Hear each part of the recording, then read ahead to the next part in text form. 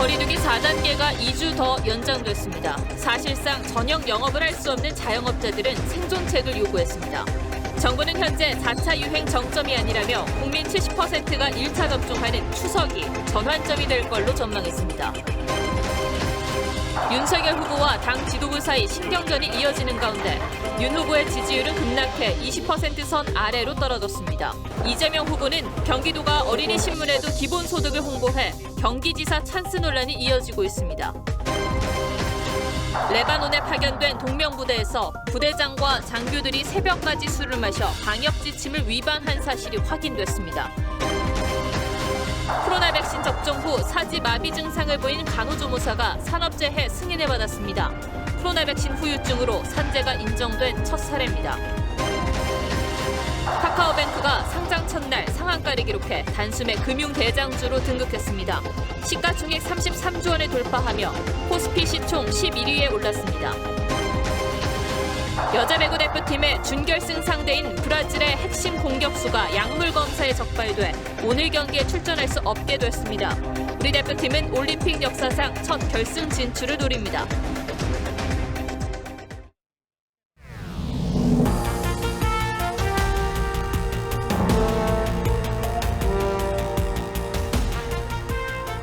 시청자 여러분 안녕하십니까? 뉴스나인의 신동욱입니다.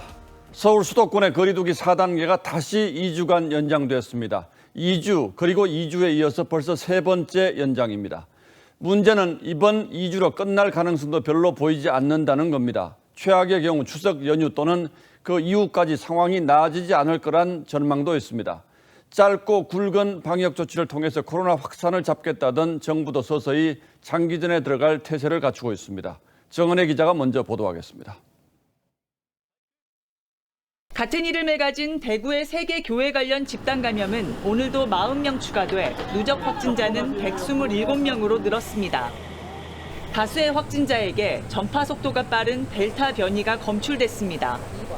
휴가철 이동량 증가와 함께 델타 변이가 계속 확산되면서 신규 확진자는 사흘 연속 1,700명대를 기록했습니다.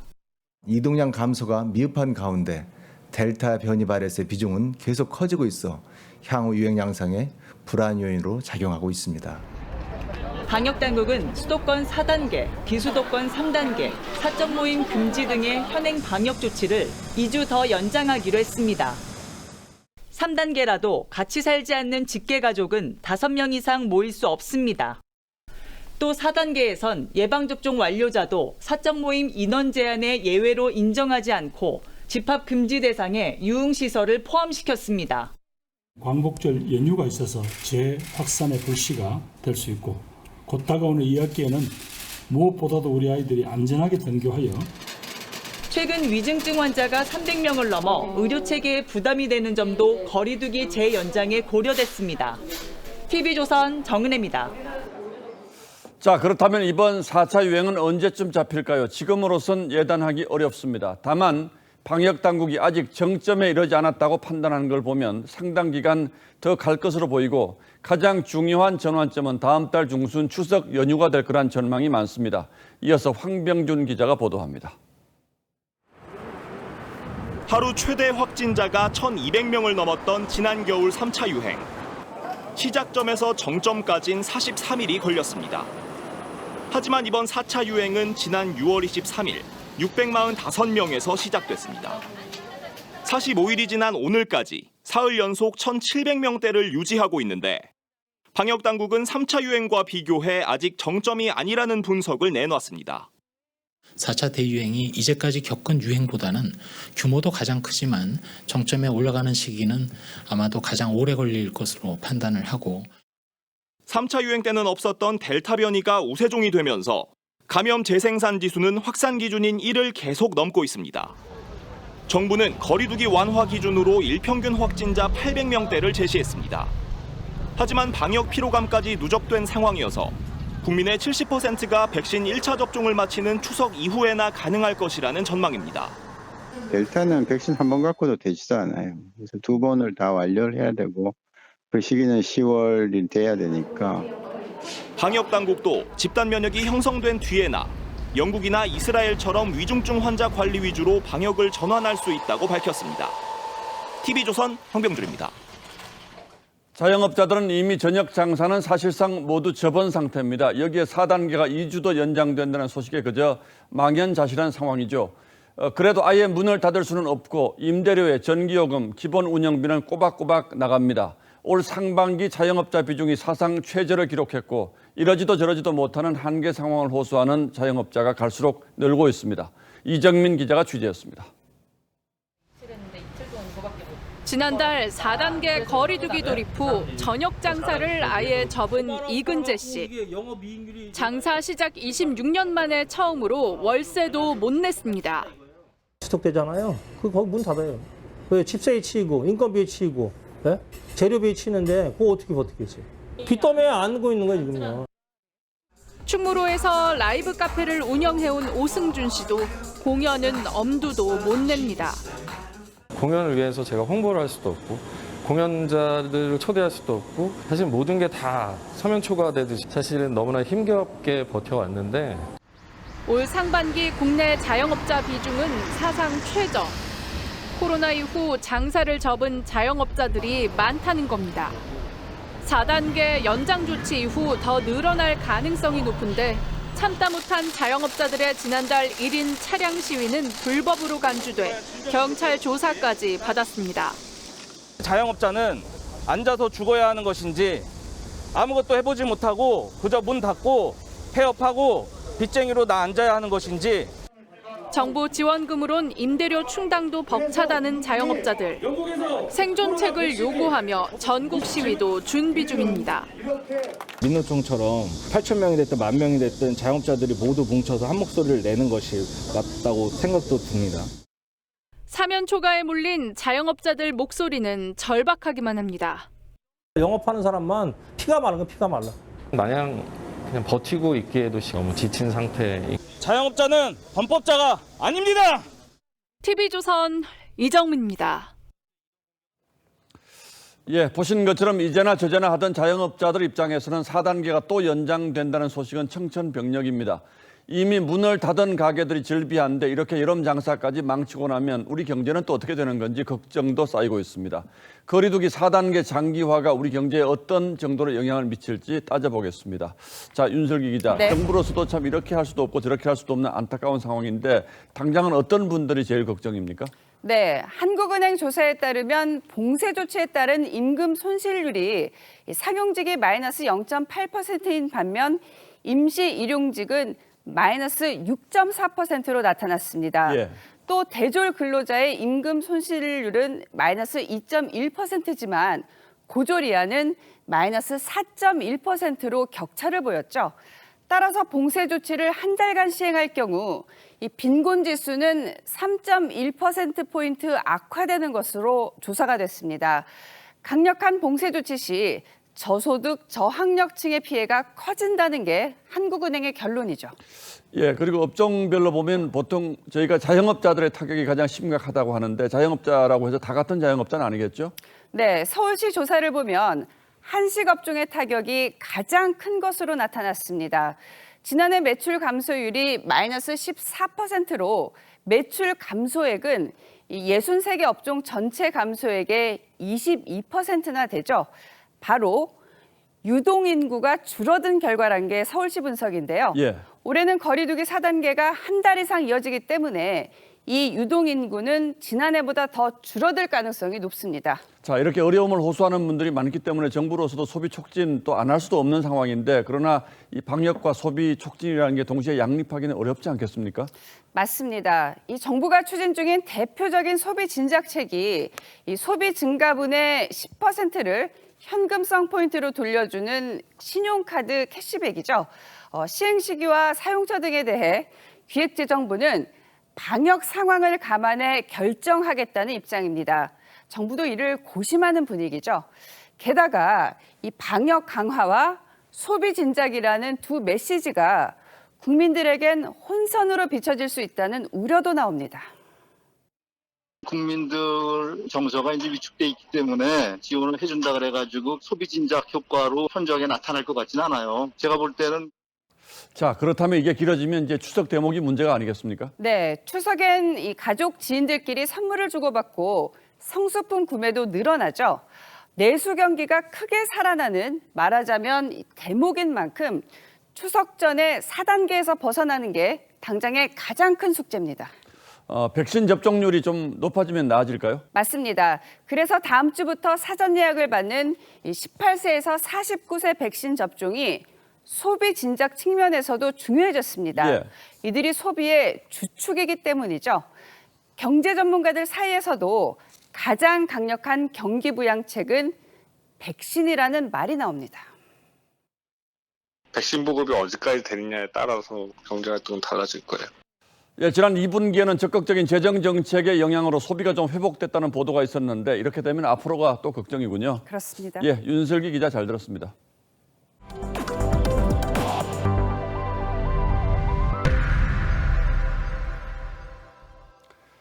여야 대선 경선 열기는 벌써 날씨만큼이나 뜨겁습니다. 국민의힘 윤석열 후보와 당 지도부 사이의 신경전이 이어지고 있는 가운데 윤 후보의 지지율이 급락했다는 여론조사 결과도 나왔습니다. 윤 후보 측이 다른 후보들을 비하했다는 논란까지 터져나오면서 당내 분위기가 뒤숭숭합니다. 이미지 기자가 갈수록 복잡해지고 있는 국민의힘 내부 사정을 취재했습니다. 대선 주자 합동 봉사활동에도 회의에도 윤석열 후보의 모습은 보이지 않았습니다. 이를 두고 당내 비판이 이어지자 친윤석열계로 분류되는 정진석 의원은 윤 후보를 돌고래, 다른 후보를 멸치에 비유하며 한데모와 식상한 그림을 만들 이유가 없다고 주장했습니다. 당내에선 다른 후보를 폄훼한다는 비판이 쏟아졌습니다.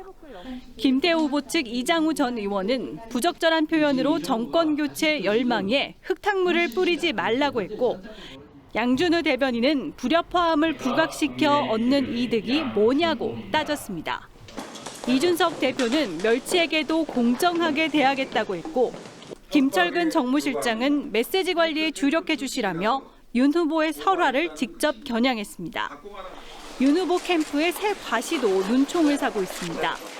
윤 후보 측 핵심 인사는 다른 후보에게까지 봉사활동 보이콧을 요구한 것으로 확인됐고, 다른 캠프 소속 인사는 초선 의원들에게 빨리 지지 의사를 밝혀달라는 식의 압박을 한 것으로 전해집니다. 메시지나 이런 것에 주력하기보다는 뭐 사람들 불러 모으고 출석부 쓰고 이런 거에 주력하는.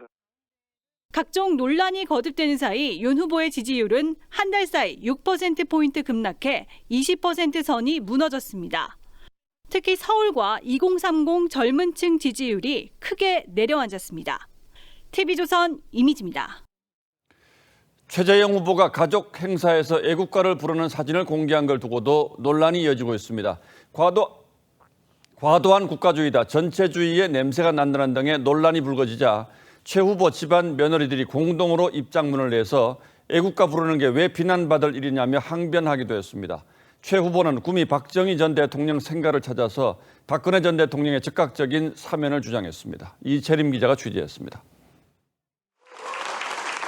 최재형 후보는 대선 출마 선언을 애국가로 시작했습니다.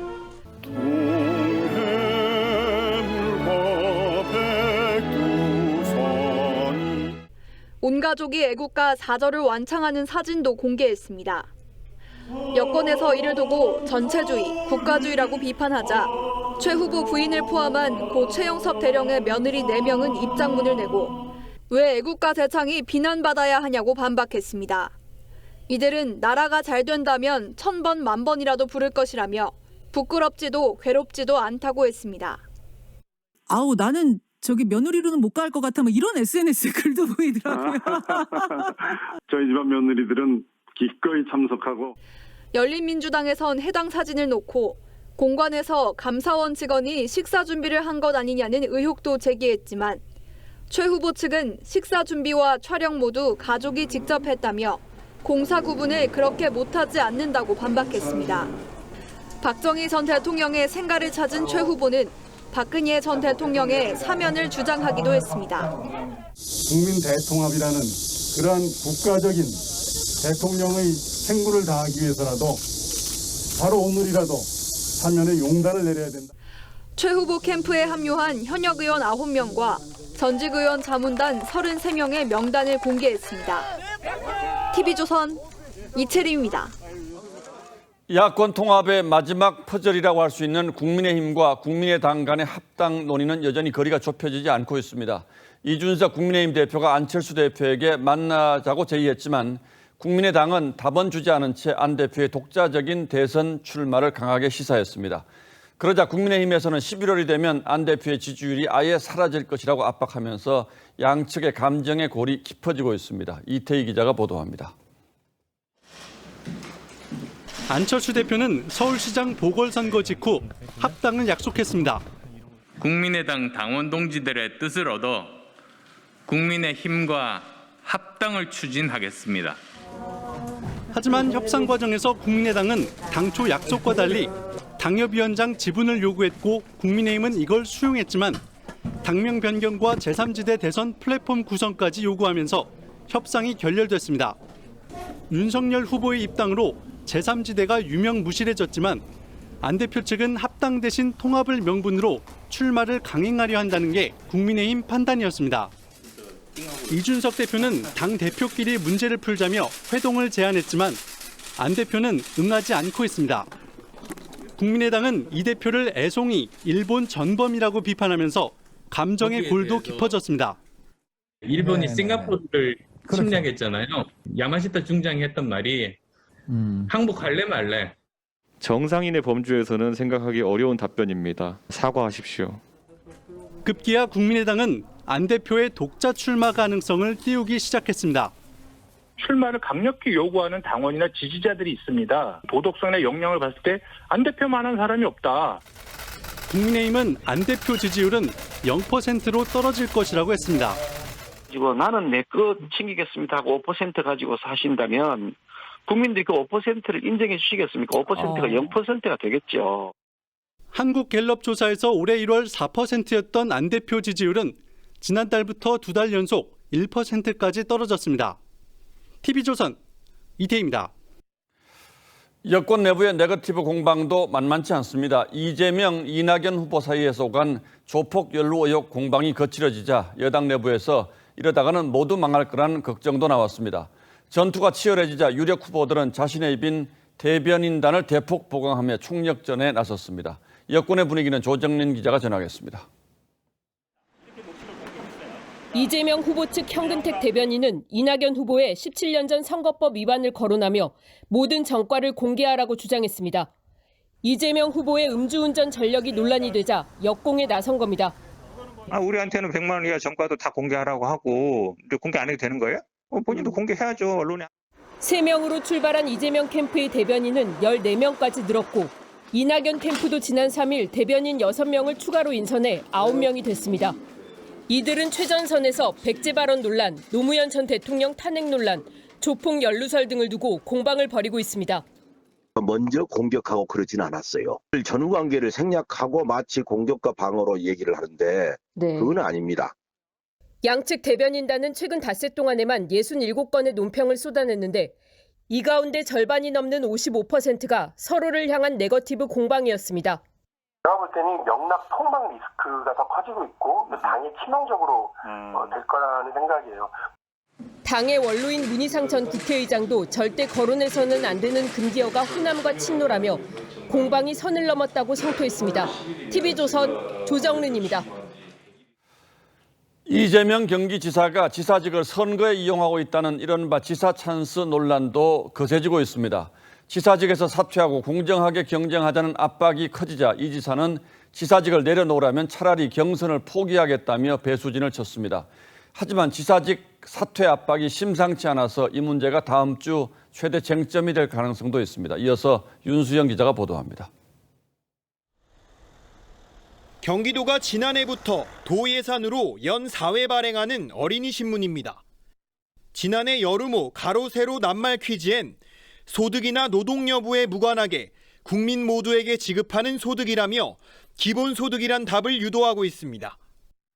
겨울호에선 경기도 기본소득을 전 세계가 알게 됐다면서 영어 단어 퀴즈도 냈습니다. 이낙연 후보 캠프는 이재명 후보가 초등학생에게까지 혈세로 기본소득 집단 쇠뇌를 한다며 섬찟하다고 비판했습니다.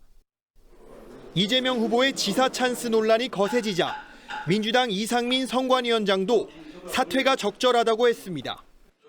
지사직을 갖고 있지만 마음은 콩맛에 가 있지 않습니까? 딱 직책을 놓고 뛰는 것이. 하지만 코로나 방역을 명분으로 지사직을 유지해온 이재명 후보는 오히려 지사직을 사수하겠다며 물러서지 않았습니다. 이 둘 중 하나를 굳이 선택하라고 요구하면 도지사직을 사수하겠습니다. 그러자 이낙연 후보 측은 그렇다면 경선을 포기하고 도민 안전에 집중하라고 맞받았습니다. 오늘 발표된 여론조사에서 이재명 후보는 25%, 이낙연 후보는 11%로 상승하며 5달 만에 두 자릿수로 복귀했습니다. 특히 이낙연 후보는 호남에서 한 달 새 지지율이 9%포인트 급등했습니다. TV조선 윤수영입니다. 북한의 지령을 받고 스텔스기 도입 반대 활동을 한 혐의로 구속된 충북 지역의 활동가들에게 간첩죄가 적용됐습니다. 특히 국가정보원은 이미 10여 년 전부터 이 핵심 피의자 2명을 추적했던 것으로 저희 취재 결과 확인됐습니다. 해외에서 북한 공장원을 만나고 공작금을 받는 장면이 포착되면서 결국 덜미를 잡혔습니다. 한송훈 기자가 보도합니다. 국정원이 구속된 박모 씨 부부 등에 대해 수사를 시작한 건 2000년대 초반입니다. 노무현 정부 시절인데 당시 국정원은 이들이 이적단체 가입 혐의가 있다고 판단했습니다. 이 때문에 박 씨 부부 아들도 군 복무 중이던 2008년 군 기무사에서 조사를 받았습니다. 하지만 국정원은 혐의를 입증하지 못했고 박 씨 부부는 아들이 기무사 조사로 인권을 침해당했다며 국가인권위에 진정서를 제출하기도 했습니다. 국정원은 이후에도 10여 년 넘게 박 씨 부부를 추적했는데 지난 2017년 이들이 북한 공작금 2만 불을 받은 구체적인 혐의점을 포착했습니다. 또 중국과 캄보디아 등에서 박 씨 부부가 북한 공작원과 접촉하는 영상과 사진을 확보했습니다. 국정원과 경찰은 박 씨 부부 등에게 일명 간첩죄로 불리는 국가보안법 4조 위반 등을 적용해 구속했습니다.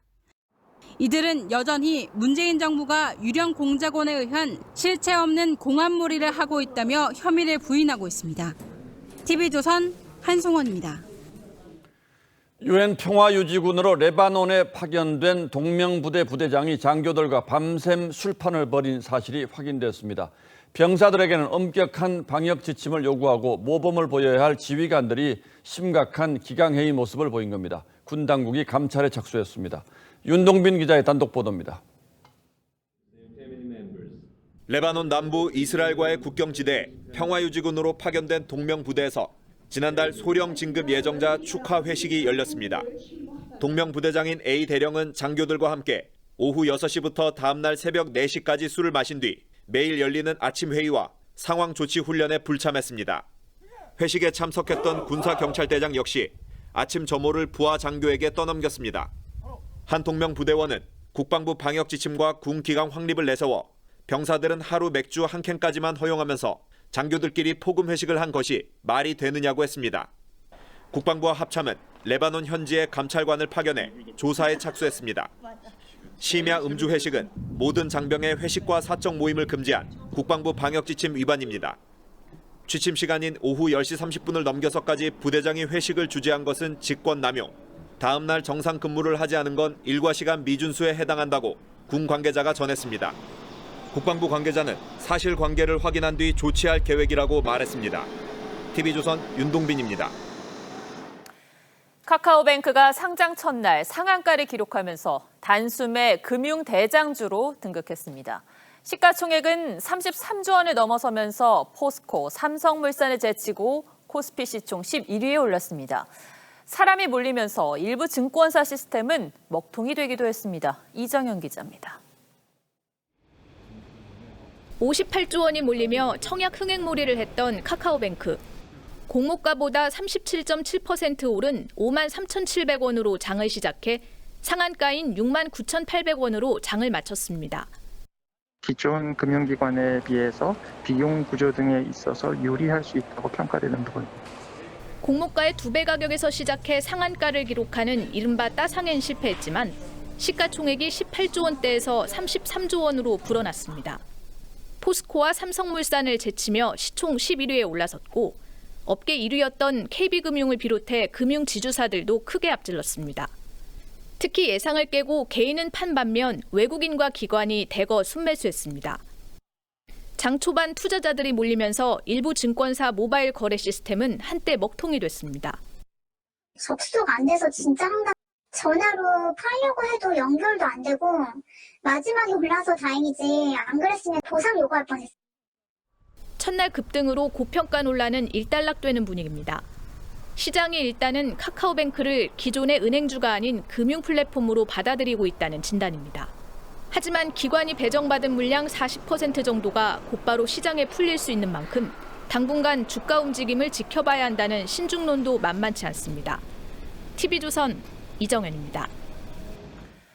코로나 백신을 맞은 뒤 사지 마비 증세를 보인 간호조무사에 대해 근로복지공단이 산업재해를 승인했습니다. 코로나 백신 후유증으로 산재가 인정된 첫 사례로 보상도 받을 수 있게 됐습니다. 그런데 앞서 질병관리청은 백신과의 연관성을 인정하지 않았는데 공단은 왜 다른 판단을 내린 것인지 서영일 기자가 보도합니다. 근로복지공단 업무상 질병판정위원회가 백신 접종 후 사지마비 증세를 보인 40대 간호조무사의 산업재해 신청을 처음 승인한 이유는 크게 두 가지입니다. 업무와 관련된 백신 접종이었고 접종과 이상 반응 간의 시간적 연관성도 있다는 겁니다.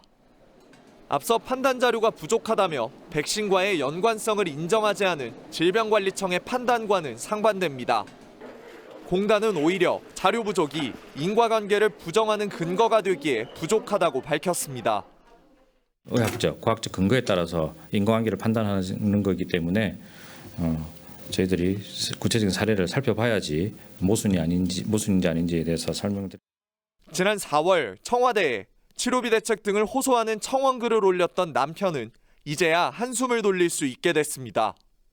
너무 힘들었어요. 완전 무슨 지옥에 갔다 온 기분입니다. 공단의 이번 결정은 저림과 마비 등의 백신 후유증으로 산재를 신청한 다른 6건의 결정에도 영향을 미칠 전망입니다. TV조선 서영일입니다. 뉴스 서두에도 전해드렸습니다만 강력한 방역 조치가 길어지면서 자영업자들은 수익은커녕 월세도 내기 힘든 처지입니다. 그래도 어떻게든 버티려 몸부림을 치고 있는데요. 노래방은 일부를 독서실로 임대하고 또 여행사는 구석에 무인 세탁기를 들여서 세탁소를 운영하기도 합니다. 현장 추적에서 차순우 기자가 이들의 사연을 취재했습니다. 서울의 한 여행사 사무실. 문을 열고 들어가자 사장 혼자 고객을 맞습니다. 안녕하세요. 예, 안녕하세요. 코로나19로 10달째 단 한 건 계약도 못한 상황. 그냥 매출이 그냥 제로인 거고요. 잠깐만요. 빨리 빼드려야 돼요. 얘기 중 갑자기 옆방으로 가더니 익숙한 손놀림으로 세탁기 빨래를 꺼내 옮깁니다. 고객님 빨리 하실 거죠? 네, 빼드릴게요. 자세히 보니 여행사와 무인 빨래방이 벽 하나를 사이에 두고 한 공간에 있습니다. 코로나 불황을 견디다 못한 사장이 지난해 10월 사무실 반을 동전 빨래방으로 개조한 겁니다. 그래도 뭐 조금씩 해서 이제 운영을 할 수 있으니까. 서울대학가 한 코인 노래방 업주도 코로나로 힘들긴 마찬가지. 방역 조치 강화로 손님 수와 영업시간이 제한돼 매출은 60% 줄었습니다. 6개월 문 닫고 제가 생각 왔다가 월세며 가네. 매일 방 30개 중 절반이 비자 6개월 전부터 낮 시간 빈 방을 공부방으로 대여하기 시작했습니다. 10,000원만 내면 하루 7시간 동안 이 공간 자체를 자유롭게 사용할 수 있습니다. 공부하기 너무 좋은 것 같고 자주 오려고요. 공부방 이용객은 하루 평균 10명 정도로 많진 않지만 빈 방으로 두는 것보단 마음이 편합니다. 코로나에 공간을 문 닫아놨으니까 너무 아까운 거죠. 자영업자들이 코로나 불황을 견디려고 제각기 안간힘을 써보는데 아예 코로나 시대 유망업종으로 갈아타는 경우도 있습니다. 코로나 때문에 배달로 가야 될 것 같다는 생각이 들어갖고. 하지만 소상공인의 변신에도 추가 투자는 필요할 수밖에 없고 자영업자 대출 잔액은 지난해 3월 700조 원에서 1년 만에 132조가 늘어나 832조 원에 달했습니다. 정부가 소상공인 지원 대책 등을 내놨지만 자영업자 79%는 지난해 상반기보다 매출이 줄었습니다. 모든 국민한테 주는 이런 식의 국민 세금을 쓸 게 아니라 그런 분들한테 집중적으로 도와주고. 여전히 끝이 안 보이는 코로나 사태. 오늘도 소상공인들은 생존을 위해 몸부림칩니다. 제가 할 수 있는 방법은 버티는 것밖에 없으니까. 현장 추적 차순우입니다. 예, 다음 뉴스입니다. 북한 김여정이 훈련 취소를 요구하고 여권 국회의원들이 집단으로 연기를 주장해 파문이 일고 있는 한미 연합 군사 훈련은 결국 축소해서 시행하는 쪽으로 가닥이 잡혀가고 있습니다. 결국 김여정 하명을 받들었다는 비판을 들어도 할 말이 없게 된 상황인데, 이런 상황에서 정부는 북한과의 대면 회담을 준비하고 있다는 정황도 포착됐습니다.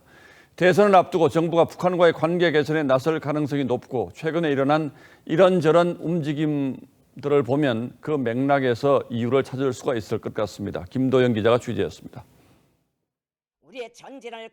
김여정 북한 노동당 부부장의 담화문 발표 이후 한미 연합훈련 연기를 주장하는 법여권 의원 74명의 성명까지 나오자 송영길 대표는 훈련은 차질 없이 추진돼야 한다고 강조했습니다. 이것은 방어적 훈련이고 북을 설득해야 될 문제이다. 하지만 국방부는 한미 간 협의를 거쳐 훈련 규모와 기간을 축소하기로 방침을 정한 것으로 알려졌습니다. 정부 고위 관계자는 TV조선과의 통화에서 현재로선 연합훈련을 축소 진행할 것이라고 했고, 군 관계자도 코로나 방역 문제로 필수 인원만 참가하는 것으로 주한미군과 논의 중이라고 말했습니다. 이런 가운데 최근 통일부 고위 관계자들이 수차례 판문점을 방문해 방역과 시설 점검을 한 것으로 확인됐습니다. 북한과의 회담을 위해 적극적으로 준비 작업을 시작했다는 분석이 나옵니다. 통일부 관계자는 통화에서 북한과의 안심 대면 회담을 준비하고 있는 것은 맞다고 했습니다. 하지만 북한은 영상회담 시스템을 구축하자는 우리 정부의 제안에 답하지 않고 있고, 대면 회담 준비도 북한과의 교감 없이 진행하고 있는 것으로 알려졌습니다. TV조선 김도영입니다.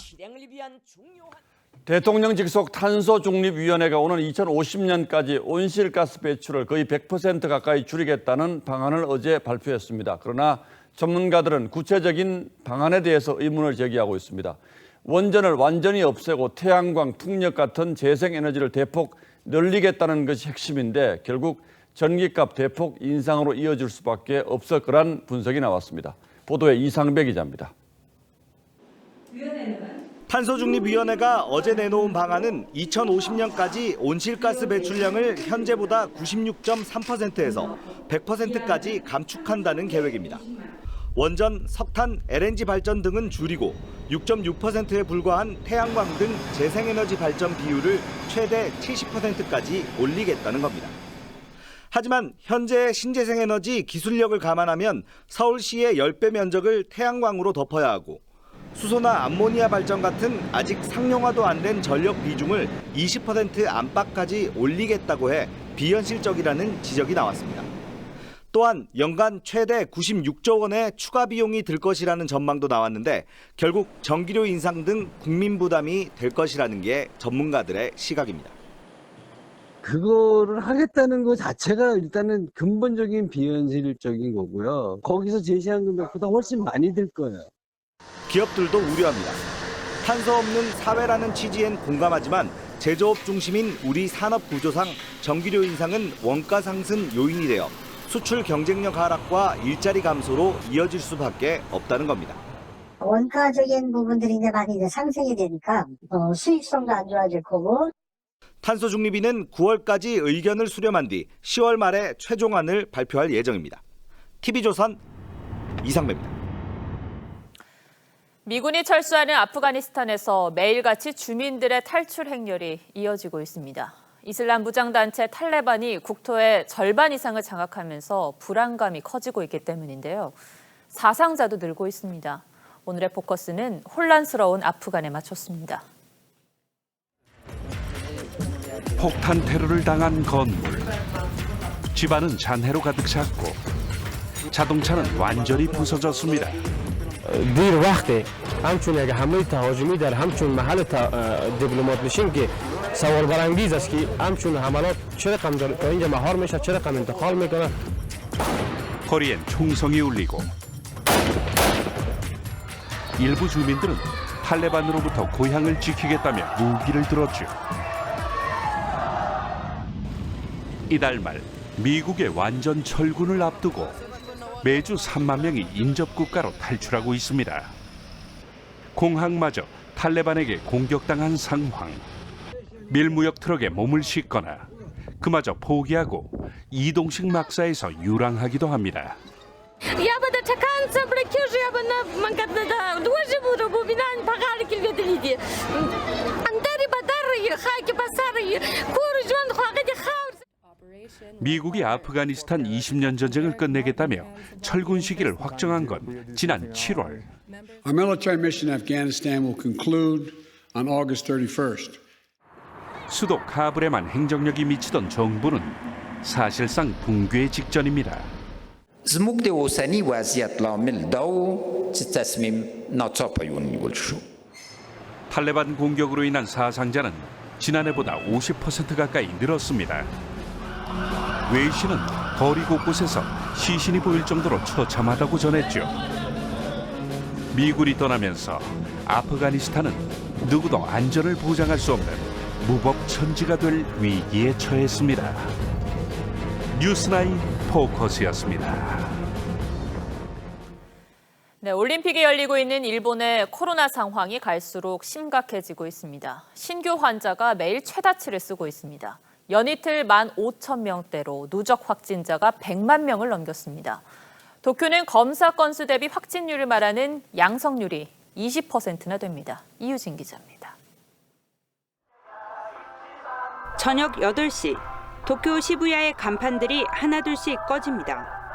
긴급 사태로 이 시간까지만 영업합니다. 네 번째 긴급 사태가 발령된 지 한 달 가까이 됐지만 확산세가 멈추지 않습니다. 今現状緊急事態宣言とかあるとは思うんですけど、もっと他に対策をもっと練った方がいいんじゃないかなとは思います。 오늘 저녁 6시 30분을 기준으로 신규 확진자는 15,645명. 매일매일 최다치입니다. 누적 확진자는 100만 명을 넘겼습니다.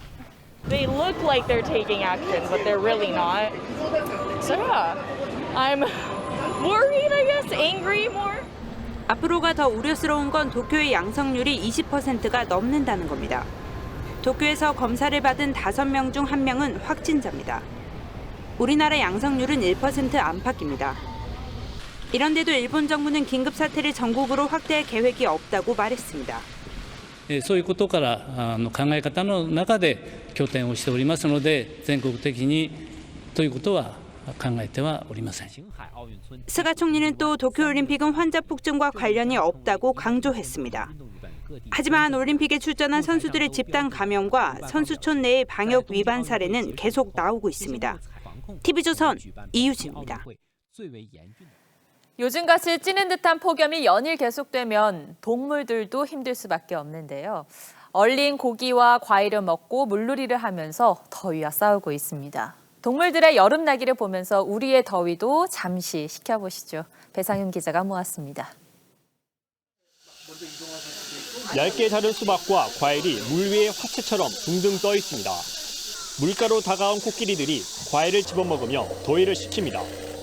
꽁꽁 얼린 과일은 코끼리에게 무더위를 이기는 보양식입니다.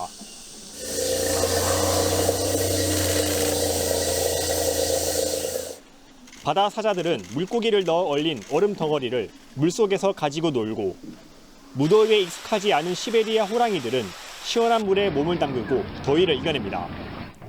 맹수의 본능을 드러내며 종이 비행기에 달려드는 사자들.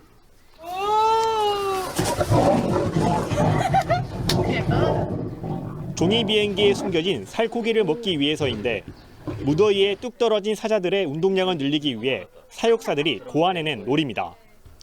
사육사들은 폭염에 동물들이 건강을 잃지 않도록 여름철 먹거리에 세심한 신경을 씁니다. 물과 얼음을 이렇게 섞어서 통으로 얼린 상태로 급여를 해주고 있어요. 이제 그걸 먹기 위해서 조금 활동성도 조금 올려줄 수도 있고, 연일 30도를 웃도는 무더위가 계속되면서 동물원 가족들도 힘겨운 여름나기를 하고 있습니다. TV조선 배성윤입니다.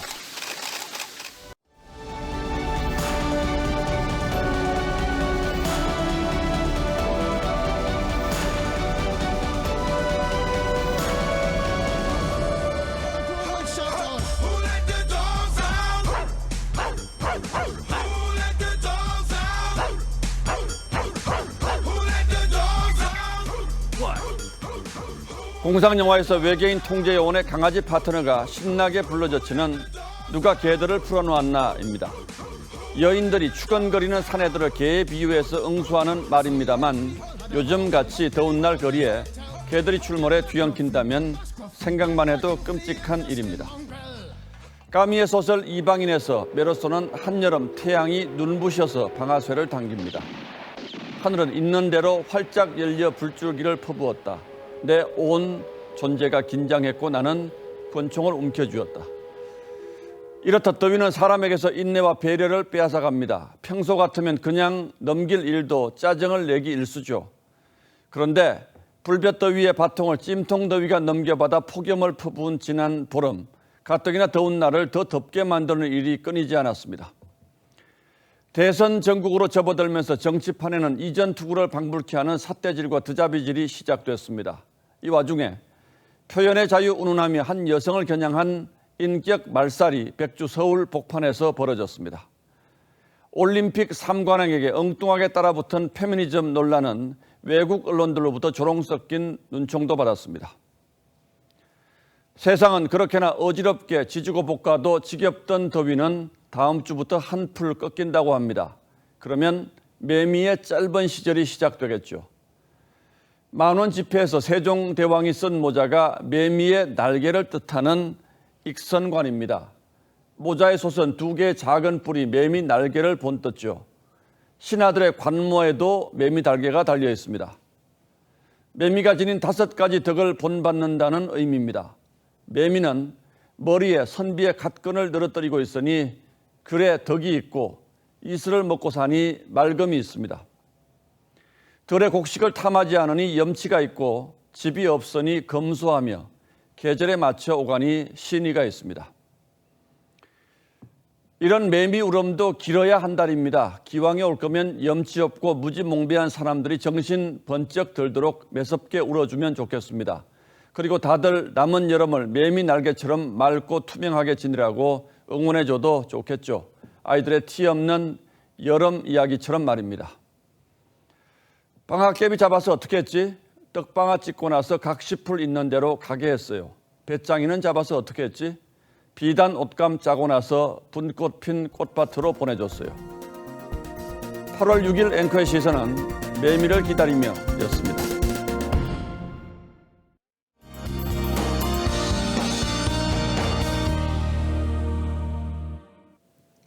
내일은 절기상 가을로 접어드는 입추입니다. 하지만 주말까지는 폭염 수준의 늦더위가 기승을 부리겠는데요. 내일 서울의 한낮 기온은 34도, 모레는 33도까지 오르겠습니다. 대기가 불안정해지면서 곳곳으로는 소나기가 지날 수 있겠습니다. 돌풍과 천둥, 번개를 동반해 시간당 50mm로 강하게 쏟아지는 곳도 있겠는데요. 주말 동안 염두에 두셔야겠습니다. 내일은 수도권을 제외한 대부분 지역에 10에서 70mm가 예상되는데요. 우산을 챙기시는 편이 좋겠습니다. 내일 낮 기온은 전주가 34도, 대전과 대구는 35도까지 오르겠습니다. 습도가 높아서 체감 더위는 더 심하겠습니다. 현재 3개의 태풍이 북상 중에 있습니다. 우리나라는 비껴가게 됐는데요. 다만 태풍이 모두 일본을 향하면서 올림픽 폐막식에 영향을 줄 수 있겠습니다. 다음 주에는 낮 기온이 30도 안팎으로 내려가면서 더위가 약간 누그러지겠습니다. 날씨였습니다. 8월 6일 금요일 뉴스9는 여기서 모두 마치겠습니다. 시청해주셔서 고맙습니다.